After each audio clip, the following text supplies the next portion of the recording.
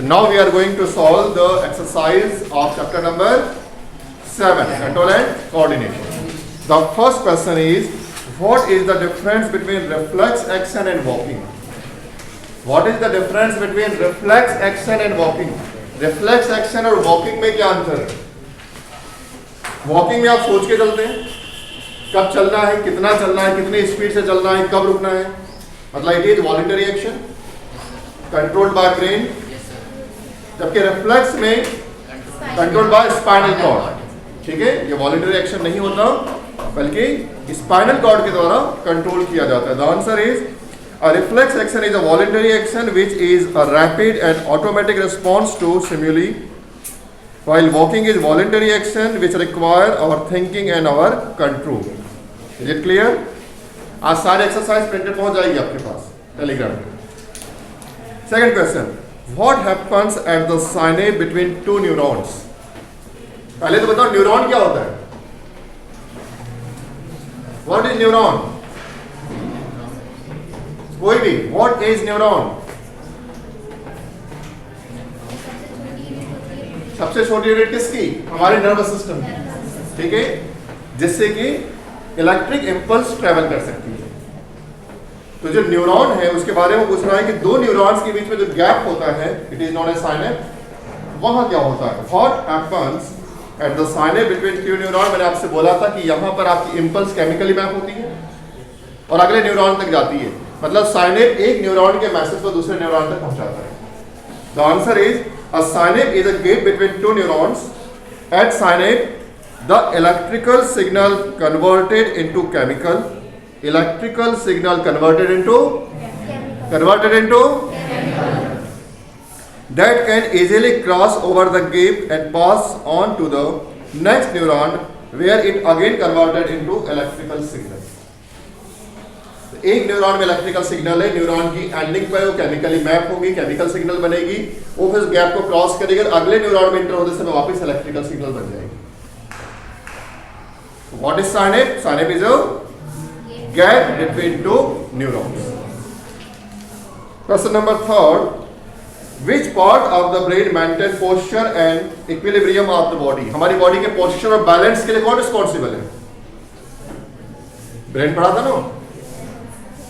हमारी बॉडी के पोस्चर और बैलेंस के लिए कौन रिस्पॉन्सिबल है? कोई भी? Very good, cerebellum. ठीक है, सेरिबेलम किसका पार्ट होता है? Very good. Next question, how do we detect the smell of an agarbatti? ठीक है, incense stick.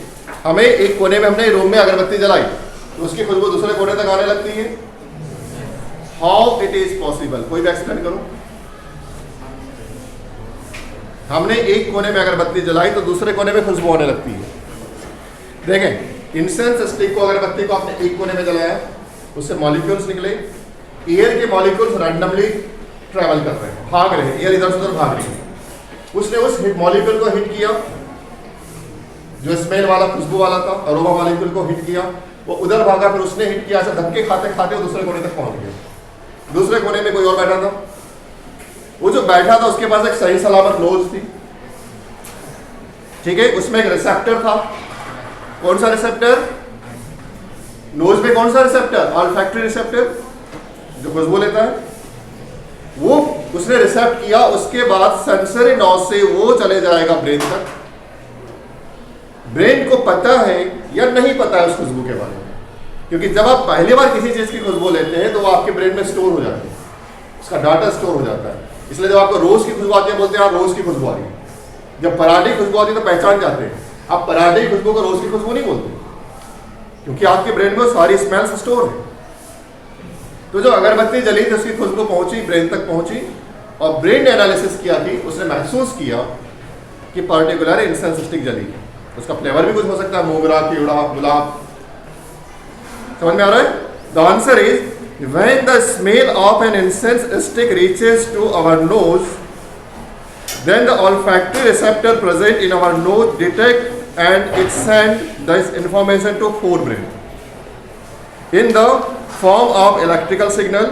Forebrain interprets this information as the smell of incense stick where it is already stored. वो खुशबू पहले से अगर स्टोर है तो आपको पता चलेगा अगरबत्ती की खुशबू है। जिस व्यक्ति ने जिंदगी भर कभी खुशबू ही नहीं ली अगरबत्ती की, बोलेगा पता नहीं कोई नई खुशबू आ रही है। Is it clear? Now the next question,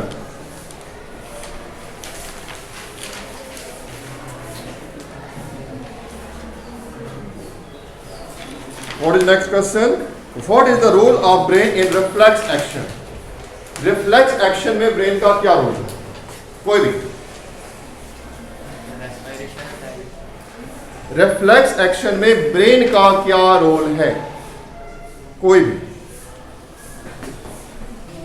now reflex action में ब्रेन का क्या रोल होता है? रिफ्लेक्स एक्शन में ब्रेन का कोई रोल नहीं होगा। कोई रोल नहीं होगा। There is no role. Is it clear? Sit down. Next is what are plant hormones? Next is what are plant hormones? कल ही लिखवाया था। Number 1 auxin, number 2 gibberellin, number 3 cytokinin, number 4 abscisic acid. सबकी description दे दी थी मैंने। इसमें से ग्रोथ हार्मोन्स कौन सा है? ऑक्सिन, ठीक है। और स्ट्रेस या नेगेटिव हार्मोन्स कौन सा है? Abscisic acid, right. Next question है, अब हम चल रहे हैं पेज नंबर 122 का सेकंड सॉल्व कर रहे हैं, ठीक है। Page number 122। Next question, what is the movement of leaves of the sensitive plant different from the movement of a shoot towards light? दो प्रकार के मूवमेंट्स पूछे हैं। एक मूवमेंट पूछा है सेंसिटिव प्लांट्स में जो होता है movement of leaves of sensitive plants, और सेकंड पूछा है शूट टुवर्ड्स लाइट। जैसे आप टच मी नॉट प्लांट के पेड़ को छुएंगे, आप छुए में के पौधे को छुएंगे आप, और पेड़ ऐसा था जैसे टच किया तुरंत होता है कि आराम से होता है? फास्ट होता है। अच्छा, लेकिन एक पौधा छांव में ऐसा खड़ा है, आपने 2 दिन बाद देखा तो मुड़ के धूप तरफ चला गया, वो बहुत तेजी से होता है कि स्लो होता है? मतलब टुवर्ड्स लाइट जो शूट यानी तना जो मुड़ता है वो बहुत स्लो चलता है, ठीक है। आंसर पढ़ रहा हूं मैं। The moment of leaves of sensitive plant और टच सेंसिटिव। तो जो प्लांट्स की सेंसिटिव ग्रोथ है वो तो रैपिड होगी। टच मी नॉट के प्लांट को आपने छुआ और जैसे छुआ क्या होगा? तुरंत उसे बढ़ जाएगा, मतलब रैपिड होगा। ये ग्रोथ इंडिपेंडेंट होगा कि ग्रोथ डिपेंडेंट होगा? ग्रोथ इंडिपेंडेंट होगा, ग्रोथ से कोई संबंध नहीं इसका, राइट। तो ये वाला एग्जांपल है ग्रोथ इंडिपेंडेंट का। लेकिन जो फोटोट्रॉपिज्म की वजह से शूट बैंड होती है लाइट की तरफ, वो बहुत ग्रेजुअली होता है, धीरे होता है, और this moment is related to growth, मतलब ग्रोथ डिपेंडेंट। हमने 2 कैटेगरी बनाई थी प्लांट्स में मोमेंट, एक तो ग्रोथ इंडिपेंडेंट होता है, दूसरा डिपेंडेंट। तो sensitive plant just like touch me not का जो भी मोमेंट है वो कैसा है? ग्रोथ इंडिपेंडेंट है। जबकि फोटोट्रॉपिज्म की वजह से जो शूट में बैंडिंग आ रही है वो किसका एग्जांपल है? Growth dependent. Is it clear? Now the next question, question number 3, page number 122 का question number 3। Give an example of a plant hormone that promotes growth. याद है सबको? ऑक्सिन, ठीक है, जो ग्रोथ को बढ़ाता है। Now the next question, how do auxin promote the growth of a tendril around a support? Tendril किसे सपोर्ट के अराउंड? आप घरों में जो बेले होते हैं ककड़ी का, तुरई का, टेंड्रिल्स होते हैं, अरे ऐसे लगे रहते हैं पौधे में। ये शूट होता है, एक ऐसे लीफ होगी मान लीजिए, ये ऐसा है इसका, ये मान लीजिए एक सपोर्ट है, ये आपने कोई बांस की लकड़ी लगा दी यहाँ से, ये ऐसा लगा हुआ है। ये पौधा यहाँ से जा रहा था, इससे ऐसे ऐसे निकले रहते हैं, ऐसे ऐसे ऐसे होते हैं, ये ऑटोमेटिकली सपोर्ट को लपेट लेते हैं। कैसे होता है? क्वेश्चन इससे related. This is known as tendril. Okay, how do auxin promotes the growth of tendril around the support? ठीक है, अब देखते हैं कैसे होता है। ये जो सपोर्ट है, जो हिस्सा टेंड्रिल का, ये टेंड्रिल में बड़ा बना हुआ समझाने के लिए, ये टेंड्रिल एक सिरा इसको टच करता है सपोर्ट को, और दूसरा सिरा सपोर्ट को टच नहीं करता। ये सपोर्ट है, मान लीजिए ये सपोर्ट है, ये टैंडल है जिसको ऐसा लपेटेगा, तो एक सिरा, एक सरफेस क्या इसको टच कर रही है और दूसरी सरफेस टच नहीं कर रही, कैसी बाहर है। जो सरफेस टच नहीं करती, सपोर्ट के अपोजिट साइड होती है, ऑक्सीजन उस साइड में ज्यादा जमा होता है, और जो सरफेस टैंडल को टच करती है वहां ऑक्सीजन कम होता है। मतलब ग्रोथ ज्यादा किधर होगी, बाहर साइड में, आउटसाइड में ग्रोथ ज्यादा होगी, इनसाइड में ग्रोथ कम होगी। जिधर ज्यादा होगी तो ऐसा घूमने लगेगा, क्योंकि इधर ज्यादा होगी, इसको लपेटता चला जाएगा। आप देखते हैं रात भर में उसने पकड़ लिया, तो जो बेल होती है ऐसे पकड़ते पकड़ते ऊपर चले जाती है, राइट। ये था इसका एग्जांपल, मैं आंसर रीड कर रहा हूं। When tendrils come in contact with any support, the part of the tendril, गौर से सुनना, the part of the tendril in contact, जो कॉन्टेक्ट में रहता है, with the object does not grow as rapidly as the part of tendril away from the object. This is caused by the action of auxin hormone. Less auxin occur on the side of contact. Less auxin occur on the side of contact. जो side contact के side में oxygen क्या होता है, कम होता है, as compared to the free side. As a result, auxin promotes growth on the free side and tendril coil around the support, ऐसे टैंडल उसको पकड़ लेता है। बात समझ में आ रही सबको। नेक्स्ट क्वेश्चन है, design an experiment to demonstrate hydrotropism. Hydrotropism आपको समझाना है। What is hydrotropism? पौधे की ग्रोथ, हाइड्रो मतलब वाटर की तरफ होने लगती है। तो पौधा जब वाटर बॉडी की तरफ ज्यादा तेजी से बढ़ता है तो उसे कहते हैं हाइड्रोट्रोपिज्म। इसको किसी एक्सपेरिमेंट के थ्रू लैब में समझाना है, ठीक है। इसके लिए हम एक सिस्टम तैयार करते हैं। हम दो बीकर लेंगे, there is one beaker, there is another beaker, ठीक है। आफ्टर दिस हम यहां पे एक फिल्टर पेपर को रोल कर लेंगे और उसको ऐसा ब्रिज जैसा बना लेंगे। मतलब मैं एक फिल्टर पेपर ले रहा हूं,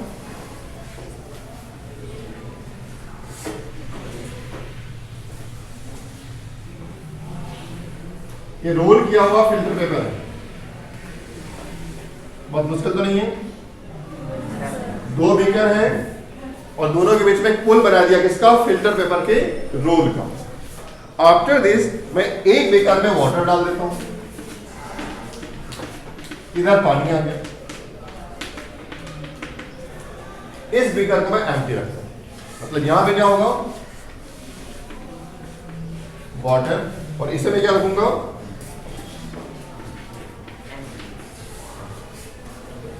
कंफर्म। एक साइड, एक बीकर में वाटर है, एक बीकर में एम्प्टी है। अब जो सीड्स, वो जो बीज, जिनको लगता है कि इनमें कोई अकल नहीं होगी, कुछ नहीं आता इनको, सीड्स को आप देखिए क्या सोचेंगे, ठीक है। अब उन सीड्स का अपन इंटेलिजेंस देखते हैं। हम क्या करेंगे, यहां पे कुछ जर्मिनेटिंग सीड्स डाल देंगे, जैसे कि चने भिगा के रख दिए और मूंग भिगा के रख दिए, और इसके बाद इस पूरे के पूरे सिस्टम को हम ढाक देंगे किसी मॉइस्चर प्रूफ कंटेनर से, ताकि बाहर की नमी इसमें ना पाए। इस पूरे सिस्टम को पैक कर देंगे ताकि सराउंडिंग का इफेक्ट इस पे ना पड़े। पक्की बात। धीरे धीरे क्या होगा, इसमें जर्मिनेशन स्टार्ट होगा। जर्मिनेशन स्टार्ट होगा तो इसमें जर्मिनेशन होगा। सारी जब जो सीड्स थे उनकी जो रूट है ऑटोमेटिकली इस साइड आने लगेगी। मतलब सीड को पता है कि पानी किधर है ना भाई जी। जिस सीड को अपन सोचते छोटा सा है, बिल्कुल नन्हा सा है, कुछ नहीं आता, उसने आइडेंटिफाई कर लिया कि मुझे जीने के लिए पानी किस साइड मिलेगा। तो ग्रोथ किस साइड में हो रही है, जिस बीकर के साइड में वाटर है। It is hydrotropic. Is it clear? Growth इस साइड में। सबको समझ में आया? Take two small beakers and label as A and B. इसका नाम ए कर देते हैं, इसका नाम बी कर देते हैं। Fill beaker A with water. Now make a cylindrical shape roll from a filter paper and keep it as a bridge between beaker A and beaker B according to diagram. Attach few germinating seeds in middle of the filter paper bridge. Now cover entire setup with a transparent plastic container. It is transparent plastic container ताकि moisture बाहर से ना आए. What are the observation? The observation is the root of germinating seed will grow towards beaker A. जो growth हो रही है किसके साइड में हो रही है? A के साइड में, क्योंकि A में वाटर है. एकदम क्लियर? तो कंक्लूजन क्या निकला? This experiment demonstrate phenomena of hydrotrophism. Hydrotrophism growth water के साइड में होगी. यही होता है कि जो बड़े बड़े ट्री होते हैं उनकी रूट्स पता कर लेता है और जिधर वाटर बॉडी होती है उधर बड़ी होती है. मतलब पौधों की जड़ें पानी को ढूंढते ढूंढते बहुत लंबी जा सकती है. जिधर वाटर होगा उनको पता चल जाता है. Is it clear? Now the page number 125. Page number 125 मिला सबको? What is the first question? How does chemical coordination takes place in animal? Chemical coordination दो प्रकार से होता है. एक होता है नर्वस सिस्टम के थ्रू और एक होता है एंडोक्राइन सिस्टम के through. Chemical coordination nervous system से होगा या एंडोक्राइन से? एंडोक्राइन से. ठीक है. Chemical coordination takes place in animal with the help of hormones. Hormones are the chemical fluid that are secreted by the gland of the endocrine system. Hormones regulate the overall growth and development of the animals. और हमने पूरे के पूरे जितने hormones थे important hormones की list मिली कर दिया था लिस्ट मैंने आपको. Now next question.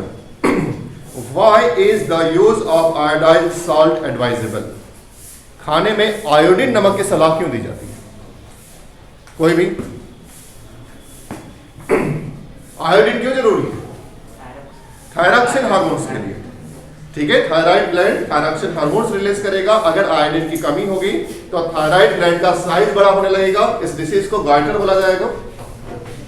ठीक है. इसलिए हमको रोज आयोडीन की जरूरत होती है. एक बात और, आयोडीन ऐसा एलिमेंट है जो बॉडी में बनता नहीं, बाहर से लेना होता है और बॉडी में स्टोर भी नहीं होता. मैंने आज आयोडीन खाया तो जितना बचा हुआ आयोडीन है आज ही रिलीज हो जाएगा. मेरे पास कल के लिए कोई आयोडीन नहीं. मैं कितना भी खाता, आयोडीन ह्यूमन बॉडी में स्टोर नहीं होता है, इसलिए रोज लेना होता है. और ये हमारी ग्रोथ के लिए जरूरी है, हमारी मेंटल एक्टिविटीज के लिए जरूरी है. Iodine stimulates the thyroid gland to produce thyroxine hormones. It regulates carbohydrate, fat, protein metabolism in our body. Deficiency of this hormone result in the enlargement of thyroid gland. यदि इसकी कमी हुई तो enlargement होगा. किसका enlargement होगा? thyroid gland का enlargement होगा. This can be lead a goiter, जो बीमारी होती है, it is known as goiter, as a disease characterized by swollen neck. गला फूल जाता है. Therefore, iodized salt is advised for normal functioning of thyroid gland. Iodine salt की वजह से हमारे थायराइड ग्लैंड की वर्किंग नॉर्मल रहती है. Is it clear? तो खाने में हमेशा, मैंने इस पर कल लंबा डिस्कशन किया था इसमें कि खाने में आयोडीन साल्ट ले, और मैंने ये भी एडवाइस किया था कि थोड़ा सा दूसरा साल्ट उसमें मिला. Now the next question, how does our body responds when adrenaline is secreted into blood? जो एड्रेनालिन हार्मोन है वो हमारी बॉडी में कब सेक्रेट होता है? जब हम सो रहे होते हैं, जब हम जाग रहे होते हैं, या जब हम डेंजर में होते हैं? जब हम डेंजर में होते हैं, जब हमको लगता है खतरा है, तब बॉडी हमारी एक्टिविटी को एक्स्ट्रा ऑर्डिनरी करने के लिए एड्रेनल हार्मोन सेक्रेट करती है. किस ग्लैंड से सेक्रेट होता है?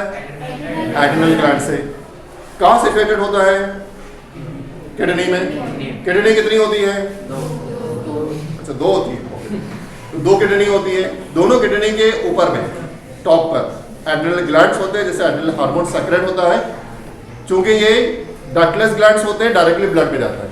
उन्होंने वही पूछा है, how does our body responds when adrenaline is secreted into blood? हमारे इस ग्लैंड ने जब एड्रेनालाइन सेक्रेट कर दिया ब्लड में, तो बॉडी में क्या होता है? ये क्वेश्चन है. ठीक है, सुने. When someone is in danger or in emergency, the adrenal gland secrete adrenaline hormone.